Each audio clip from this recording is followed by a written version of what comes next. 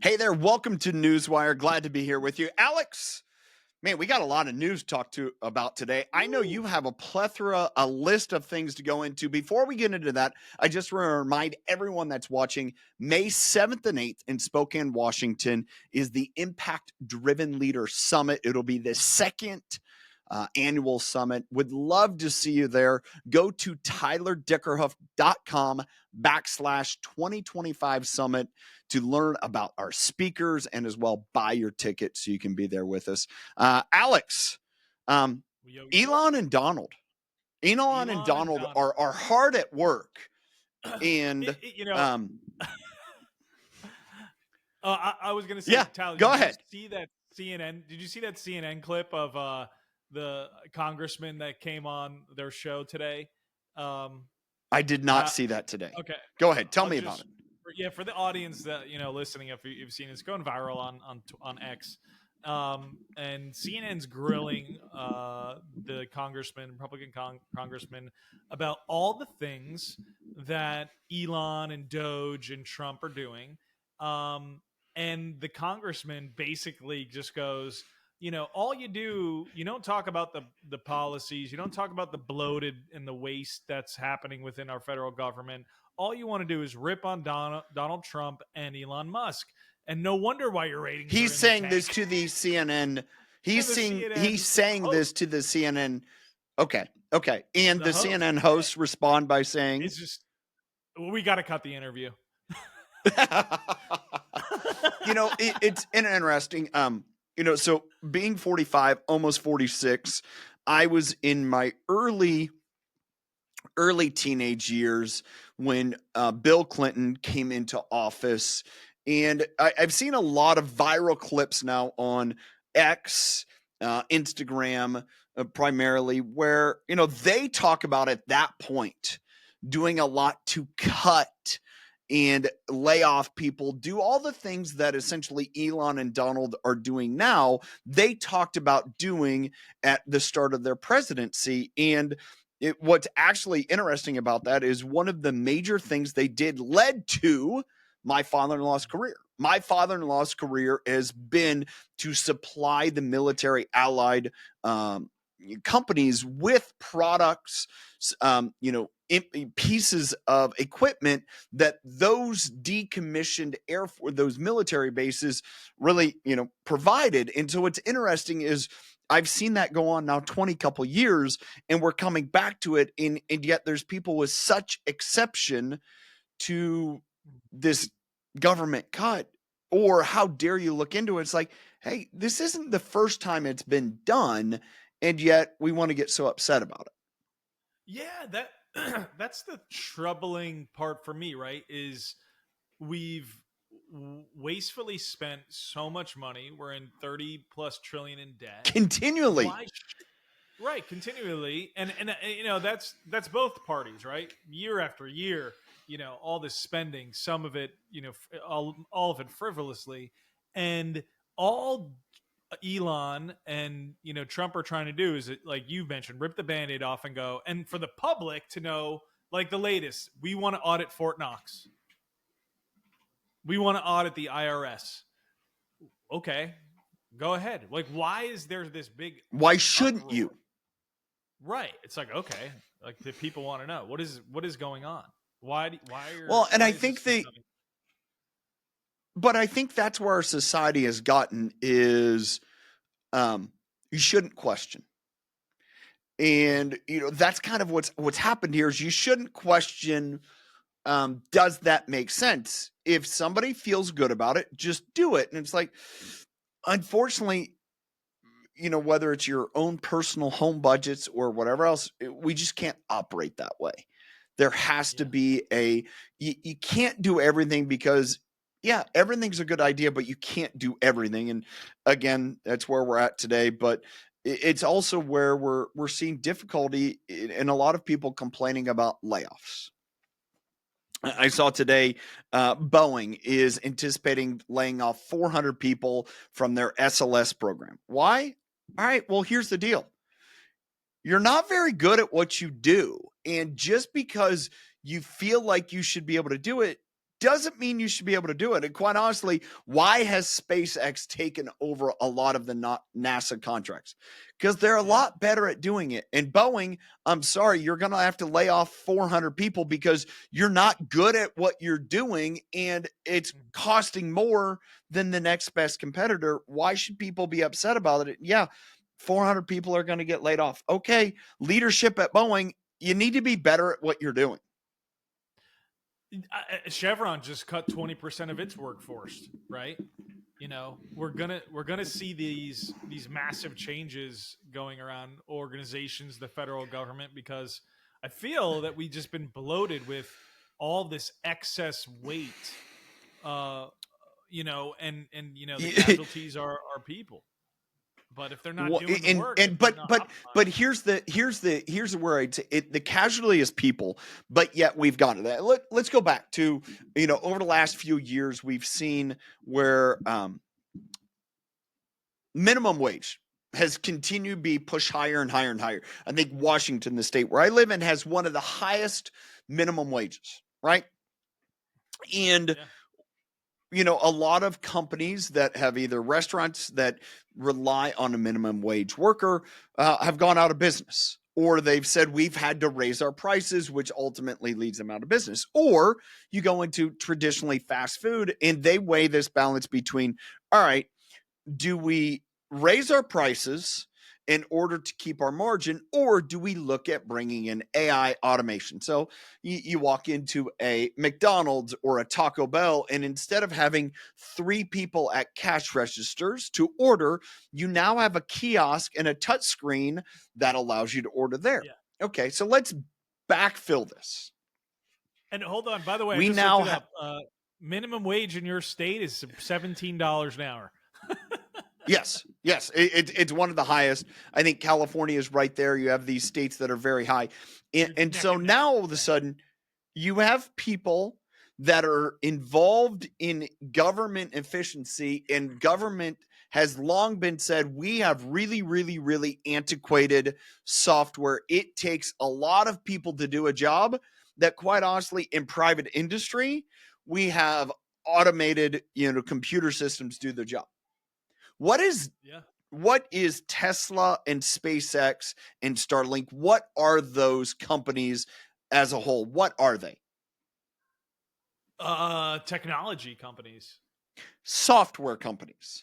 So if Elon does the absolute best for the government that he can do, he comes in and says, we have 10,000 people doing a job that, quite honestly, we could have 300 people with technology today do the job.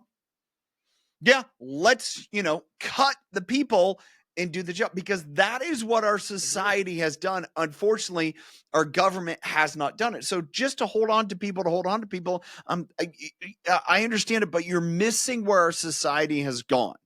And we've overtooled in some of these industries, and we've underutilized the educated people that have, you know, say software, computer science, those technologies. Like, this is just where we're at. And you know what? We need to really backfill. Instead of have all these people in government, you know what? Let's have more plumbers. Let's have more electricians. Let's have more roofers. Let's have more people doing construction jobs, rather than saying, we need to just hold on to government jobs just to hold on. It's like, no, we need people in blue collar industries. We don't need more just, you know, people sitting behind a desk to click away at a computer. No, you're right, and I agree. I think it's about time, right, that someone's auditing all of this, where we all felt, right, you know, that something's not right here. You know, whether it is this overweight in people power in federal workplaces, frivolous spending. What do you think about the IRS getting auditing the auditors? Well, I mean, it's kind of like this. We've seen this issue over the last few years in regard to police force. And one of the great concerns with police force is they were abusing their power. Okay. I'm not saying that did happen, whatever. But the only way to have a check and balance there is if people to come in and say, is there abuse of power? Okay. And so that was largely held over the last 4 or 5 years, is we need to really look into that. Are people abusing their power? Oh, so when we go to a organization, a service where there's potential concern, are they abusing their power? Not. Or are people getting away with things they shouldn't be? And all of a sudden now we really start to look into this and say, oh, okay, yeah, let's look into it. Man, I don't have a problem with that. Let's do I it. don't either. Same with Fort Knox. If you want to go audit the gold, go audit the gold. I mean, but Yeah. why are places like CNN, not talking about that? All they seem to do is somehow diminish what these people are trying to pursue in a way that's, oh, they're reckless, they want to control you, they want to know all your information. I'm like, first of all, the government knows everything about you already, so ain't gonna be nothing new. I mean, they And B, theoretically should. I mean, that's the agency, right, and what do you do with that or not? Here's the difficulty: is when you have like one of the loudest voices today standing against Doge and what Trump is trying to do as far as bring in some oversight. Trump's not perfect. Again, don't hear that the idea that I believe Elon and Trump are going to go about this and they're going to be perfect. No, they're not going to be. And I don't expect anyone to be. But yet yeah, to think that they don't have the ability to look into it or shouldn't look into it, and people that stand against it, predominantly Elizabeth Warren, and she is just like, this is unconstitutional, and all the different words that she's used. I don't even know them all, but I know she is one of the biggest figures in our US government today that's saying this is absolutely wrong. There is so much video footage of Elizabeth Warren 15, 20 years ago when she first got into her role that said, this is what we need, and verbatim what Elon is doing. And now all of a sudden she's taking issue to it. It's like, come on. This is hard to watch. it is, and that's, talking about leadership and all these individuals that have been put into government roles and positions, and Yeah. then just them getting just ultimately infuriated by what these two gentlemen are attempting to do. It's as person part of the Well, public. but I mean, it's kind of like this. It's It's kind of aggravating. like, well, it's like this. It's like with your kids. And when they say, oh, why do they get upset when you push against certain things? It's like, oh, because they're trying to cover something up. And maybe that's a little bit too tongue in cheek, but it's also, all right, why else would you be upset? Right, that's my point.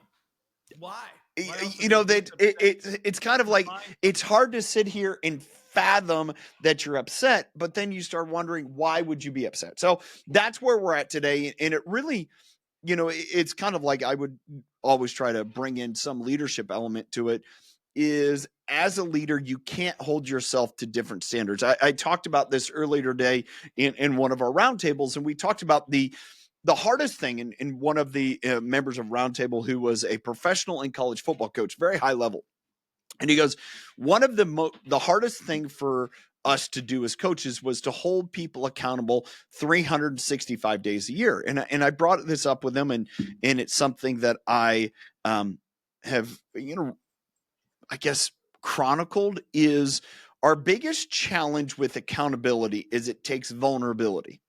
It takes vulnerability to hold yourself accountable. And so when we have leaders that want to kind of shy away from accountability or shut down accountability, the biggest question I have there is, why aren't you willing to be accountable? And usually the instance is, we don't have the vulnerability to be accountable ourselves. yeah, And that's the greatest challenge we're seeing is, what, it's going to take accountability from Trump all the way down. And yeah, is Trump willing to be accountable? I don't know. I mean, he's had to be over the last 4 years. There's been a lot of accountability, and has it been right, wrong, or different? You could, be offended by how he handled it or not. The reality is, he didn't have a choice. yeah. People are holding him accountable. Now, all of a sudden, the tables have turned. The other story that I wanted to talk to you about was the proposed ban on Chinese farmland purchases. I don't know if you saw this come across the wire. So President Trump has announced his intention to explore federal measures to prevent China from purchasing American farmland.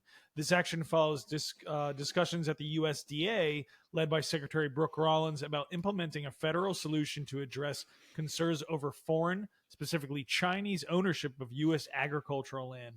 This move aims to protect American farmland from foreign control amidst growing debates about the implications of national security and food sovereignty. So there's a future guest that's going to be a member of the Tyler Deckerhoff show, Natalie Kovarik. Natalie is the host of a podcast called Discover Ag. Her and her co-host Tara Vanderdusen, they actually talked about this, and I listened to this just over the last week. Did you know who the number one by nationality, the number one owner of U.S. farmland by nationality? They talked about it. I'm just speculating, wondering, do you know who that is? Which country? I mean, by reading, I'm guessing it's China by just reading this article. Canada. Canadians own the most U.S. farmland. The number two highest owner of by nationality of U.S. farmland are the Dutch, Netherlands. Okay. China is on the list, and I think the complication is Canada, for the most part, is an ally. Right, for the most part. Thursday night, when it comes to the Four Nations NHL hockey tournament, which I hope blows the rest. We watched a little bit of U.S. Sweden. I did not get to watch the U.S. Canada the other day, but I will be watching on Thursday. Okay, so they're an ally, adversary ally, but they're I would say, a military ally. The Netherlands, Dutch are a ally. China's not an ally. And so this push against China owning U.S. farmland, I understand it. It's a little bit of this entire, I would say, negotiation that Trump has ongoing with China right now to say, hey, you know what? We're going to limit Chinese nationals from owning U.S. farmland. They own a very, very small percentage. I don't have the percentage at hand, but it is a small percentage. But this gets into the entire industry of agriculture as a negotiation tool for Donald Trump. And it's also, all right, what can we do to push against it? Because, we talked a little bit, I think last week about the tariffs, the U.S. tariffs and the difficulty in trading with China. It's like they aren't good trading partners. And so if we can limit them owning U.S. farm ground, you know what? I don't have a problem with that if it's part of our negotiation tactic. Speaking of negotiations, Trump met with Russia today to talk about peace negotiations. He talked to, with Vladimir. With Putin. I have a question. Who was the last sitting president to sit down with Vladimir? Probably, was it before Trump? Trump. I mean, it was Trump. Trump did his last presidency. Biden didn't at all. There was no, and here's the thing is you can sit here and say, oh, he's friends with the dictators. Well, at least he's sitting down to, try to work out a ceasefire. Like Biden sat down with Zelensky. Okay, great. But who's sitting down with the other side? Who's sitting down with both sides? I think it's great because you have to. If you want to get to a ceasefire, you have to sit down with both parties. I mean, my thing just to Trump's, his movement, his action, at least he's just doing something. We finally seem to have just like an active president. What do you agree with him or disagree with him? And I don't care. Totally. Like you're not going to agree with all of it. Yeah, you're not going to agree with all of it, but at least, hey, dude, you're working towards a solution. Keep going. Great. The other thing that I want to discuss with you, which has to do with food and health, is RFK coming in now officially being what is it, the Secretary of Health? Secretary of Health, his Maha movement, which, it has some plus and minuses to it. I think it's much the same as Doge. is I absolutely hope that he brings in oversight to all of it. And let's look at it all. Why do we do what we do? And there's a lot of what we do is because we've done that for years, and it doesn't mean it's good, or we've allowed loopholes that allow the efficiency of processors to overshadow what's best from the US, from what's best for health. And so there's a lot of things that have been outlawed in Europe that we still allow here in the US just because no one's pushed against it. And I think a lot of those corporations have had just lobbying dollars that allow for it. And it's like, doesn't mean should we have it? No, I don't think. Here's the number one thing you will hear. This is if RFK does one thing and does one thing only, I will be a happy guy. If he gets rid of all artificial sweeteners in food, man, good for you. And that includes like what happened in dairy allowed artificial sweeteners. I think it was like 10 or 15 years ago. It was a pretty big thing to allow for it. And it was, to me, it's the number one thing that's ruined the dairy industry, is allowing sucralose to be put into dairy products, whether it is, from ice cream to yogurt to chocolate milks of the like. Get rid of this stuff. And I hope RFK is able to do that. And a lot of this artificial sweeteners, artificial dyes, I mean, have been linked to cancer and other issues with the heart and behavioral. Mental health issues, especially for young children taking in this stuff, or the mother taking it in and feeding it to their children. A lot of studies, which is, and I think we spoke about it. It's like that should be split across both maps, like your health and for some reason, my wife, who's a registered Democrat, is all about like, let's see what he can do, like get healthy.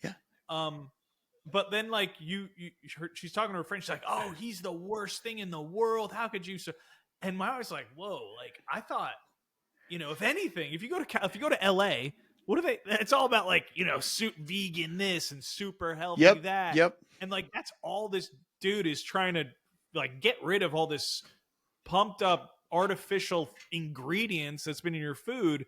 And obviously look into big pharma and the things that they've been, the jabs, that people have been getting. Yep. And if there's any links to problems there, I mean, I don't know.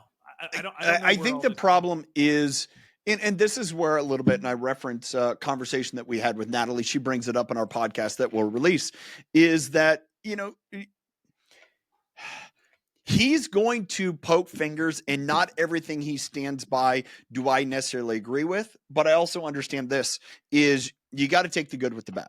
And I would say much the same with Trump and Elon. You got to take the good with the bad. If we want to, get to the bottom of why do we have such a high deficit? Why are energy costs as high as they are? Why do we have this healthcare issue? You know what? You're going to have to pull back all the layers. And just because, RFK is a huge proponent of raw milk, I'm not personally, but you know what? I can deal with everything else that, for the most part that he's, stands for. Do I agree with all of it? Nope, I don't. But you know what? I got to kind of go with some of it in order to get the whole ball of wax. And I think that comes back to much of Trump and Elon the same. It really is, to get all upset about one little thing.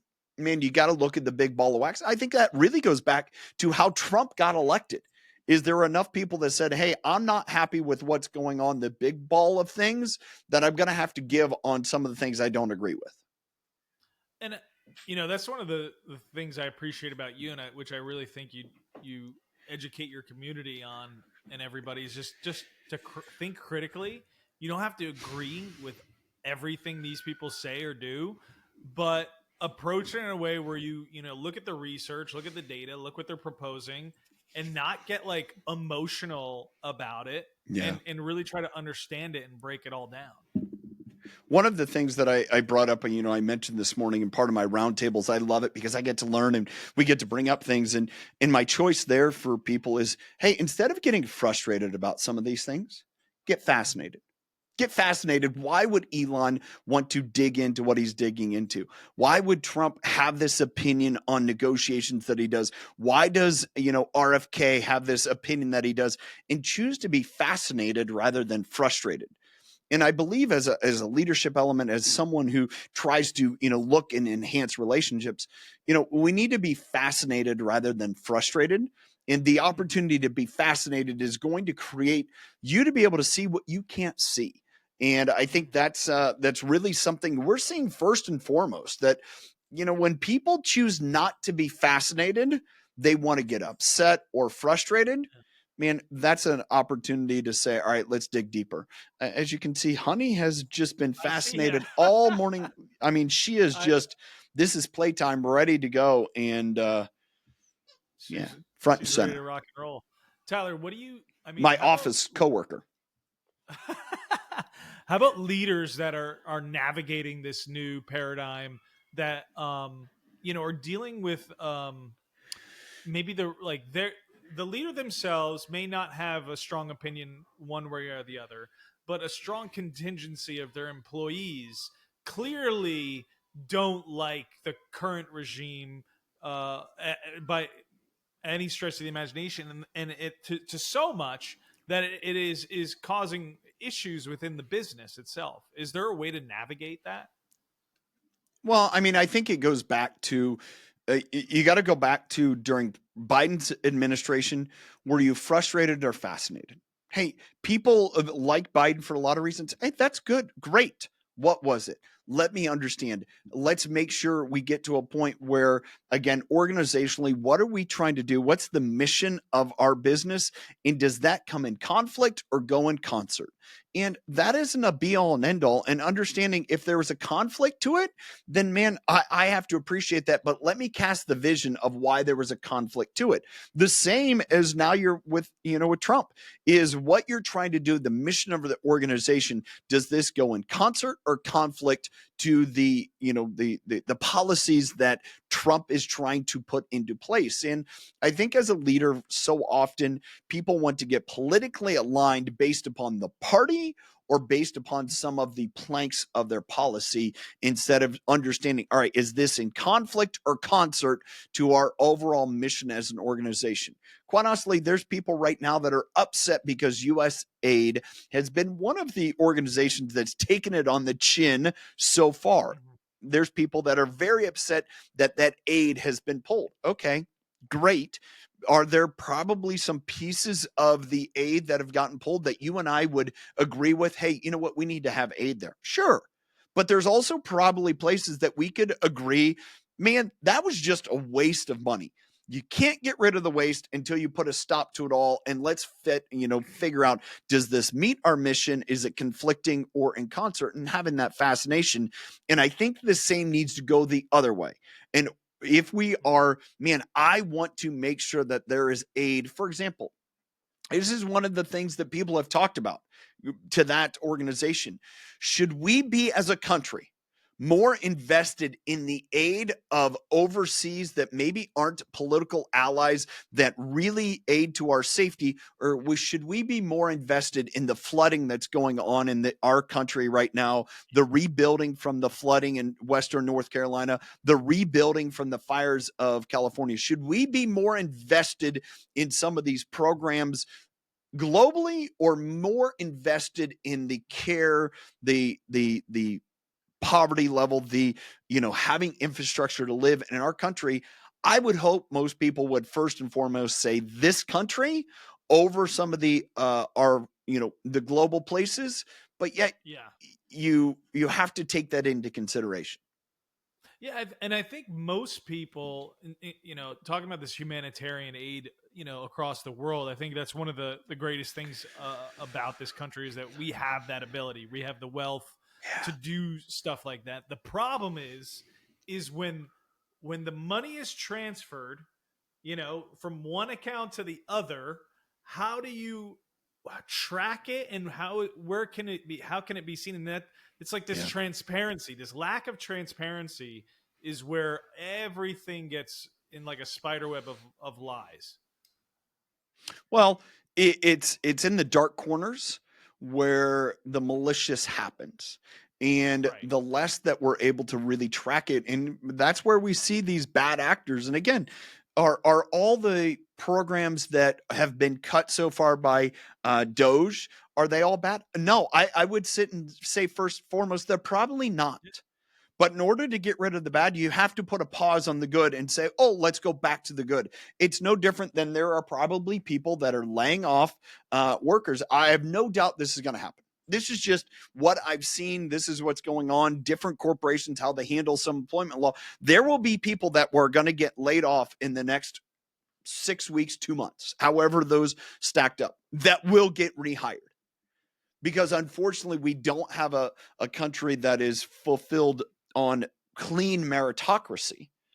And so, I remember when Vivek, when it first came out, that Vivek and Elon were going to be a part of Doge. And one of the comments I remember hearing from Vivek, he said, hey, this is what we're going to do to lay people off. We're just going to go and we're going to say, if your social security number ends in an odd number, you're getting laid off. So that way we don't, embrace all of these lawsuits and just this mess. And then we'll rehire people based upon meritocracy. And we'll go through this process. And unfortunately, we're going to see that play out because we don't have a good way to handle otherwise. No different than some of these organizations that are getting all of their funding cut because we don't have a clean way in our society to say meritocracy wise, this is a very good program. We have to do it on the backside of it rather than the front side. Well, it's so funny. I had a client in Canada. They're working with somebody who's in an American federal agency. I don't want to name them. Okay. But no, you can't. You shouldn't do that. They were doing they were working on this big marketing push, and they stopped everything they were going to push because they did not want to get noticed. They wanted to fly under the radar and stay under the radar till the dust was cleared. I mean, federal agencies seem to be scared about what's going on.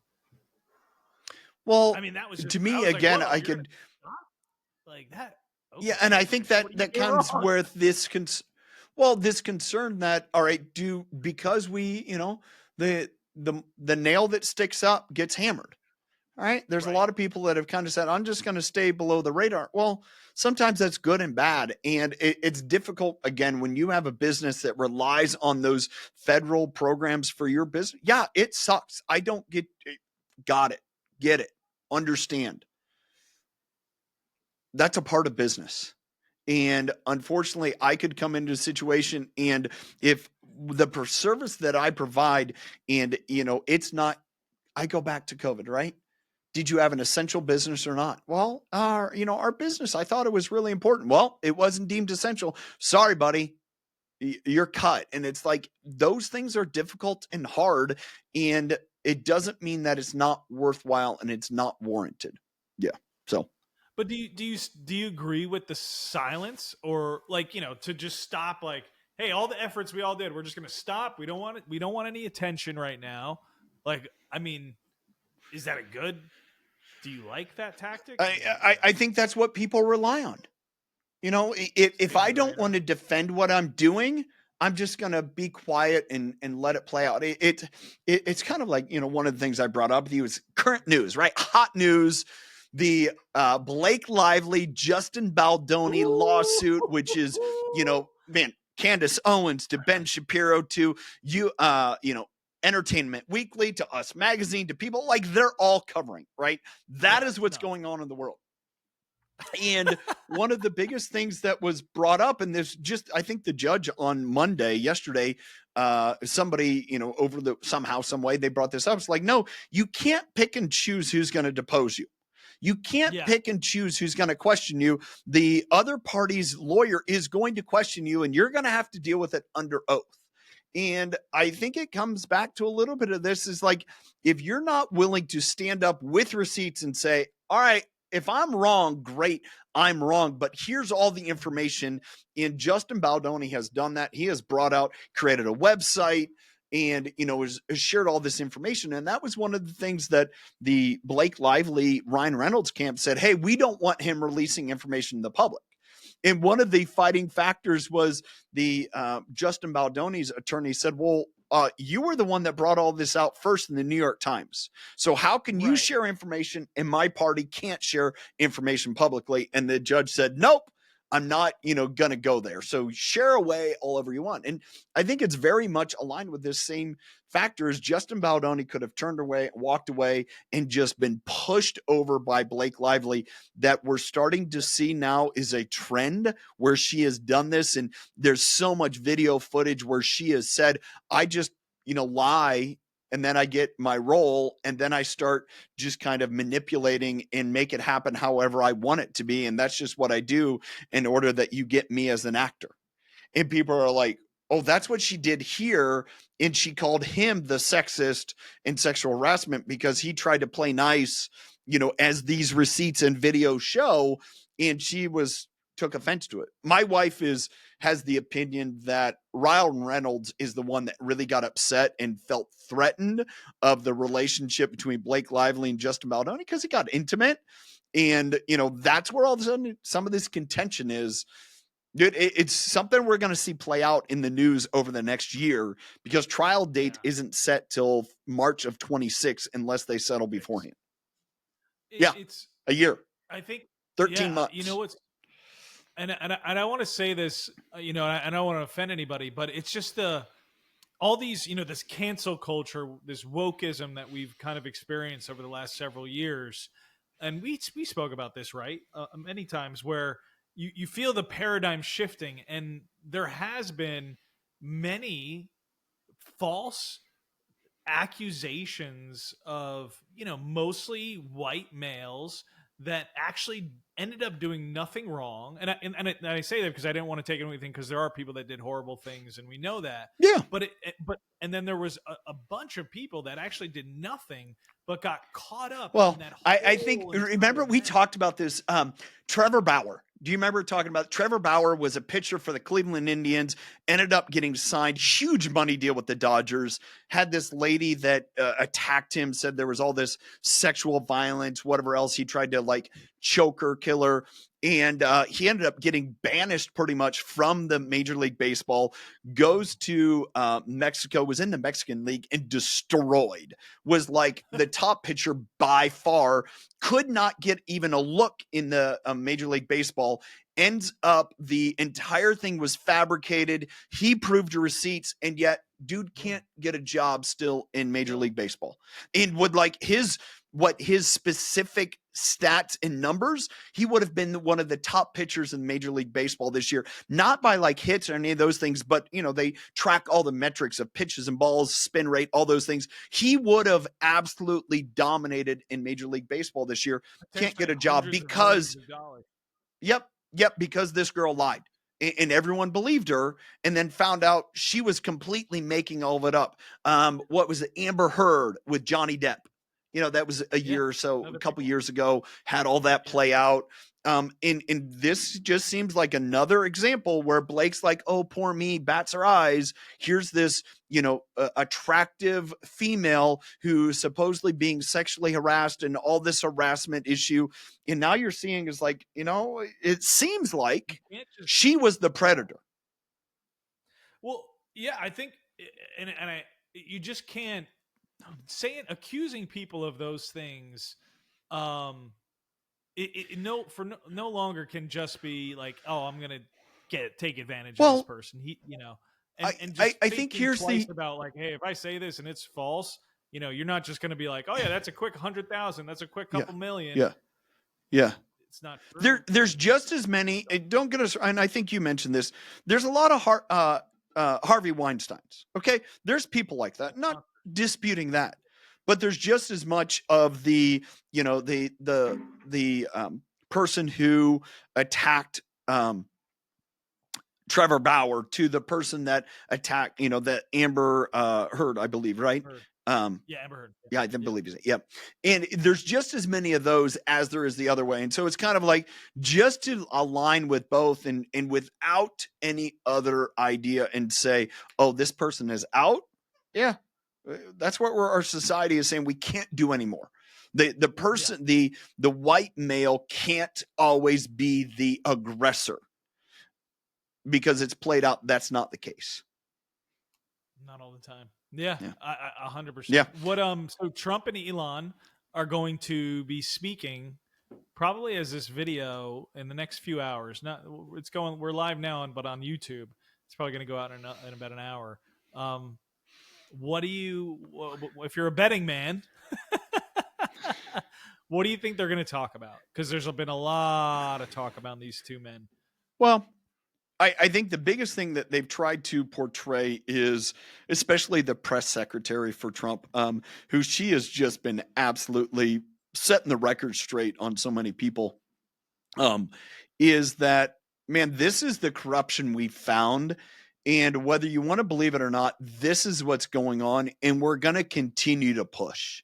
And we're going to push against the naysayers. And we're also, yeah, there are people that are going to get laid off because we found that, we live in this world of unions to people unwilling to have crucial, difficult conversations that will just, it's kind of, I talk about this in some of my content, but also the Impact Driven Leader Roundtable, is that the wall of inactivity is sometimes we choose not to go do the hard thing because we just hope it resolves itself. And unfortunately, we've seen a lot of that, and or we've had union protection of meritocracy. And I believe Elon and Trump are really going to continue to kind of dig in and say, man, these are all the things that we've recognized and accomplished so far, and we're going to keep going. So if you don't like it, sorry, then you just better come up and, start proving your receipts, bring your receipts to what, there's validation here of what you're doing is right. If not,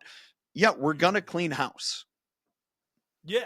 And to your point, even through the Justin Baldoni and everything, keep your receipts. If you got the receipts, show them where the money went and how. Hey, the IRS comes knocking on your door and says, Alex, why did you put this tax return together? For 7 years, you got to keep your receipts, bud. So why should we expect others to not keep theirs? Yeah. And I think the American people, I mean, I would say majority of American people are happy with what and how they're going about it. And obviously you're going to find people that aren't. But I'm interested. Hannity's interviewing both of them tonight. It's going to be it's going to be interesting. Let's go. There's going to be plenty of clips, and there'll be people that'll twist it. And again, I'm not saying either one of them are, and this is where too often I get it spun is like, well, Elon this, okay, great, and Trump that, okay, great. There's nothing that's sitting here and saying that either one of us want those two men specifically to model, mentor, and raise our children. Okay.